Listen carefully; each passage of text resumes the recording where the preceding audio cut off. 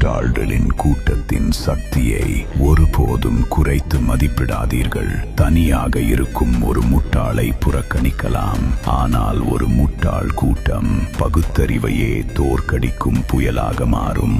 அவர்கள் கண்களையும் காதுகளையும் மூடிக்கொண்டு நம்புபவர்கள். அவர்களின் அறியாமை ஒரு தொற்று நோய் போல் பரவும்.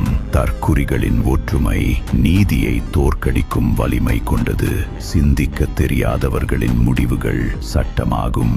அவர்கள் பேரிரைச்சல்களின் முன்பு ஒழுக்கம் மண்டியிடும்.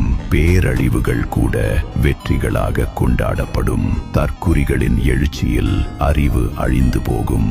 கூறு கெட்டவர்களின் பெருங்கூச்சலில் உண்மையின் குரல் வளை நசுக்கப்படும். முட்டாள் பெரும்பான்மையின் தீர்ப்பு மதிநுட்பமாக மதிக்கப்படும். கட்டி எழுப்பப்பட்ட சாம்ராஜ்யங்கள் கோட்டை வாயிலை உடைத்து நுழையும் எதிரிகளால் மட்டுமே வீழ்வதில்லை. ஒன்றுபட்ட சுயசிந்தனையற்ற கூட்டத்தின் சக்தியை அறிவாற்றல் மட்டுமே எதிர்த்து வென்றுவிடும் என்று நம்பாதீர்கள். அந்த தற்குறி கூட்டம் பகுத்தறிவையே தூள் தூளாக நசுக்கிவிடும். அதையே தன் வெற்றியாக ஆர்ப்பரித்து கொண்டாடும்.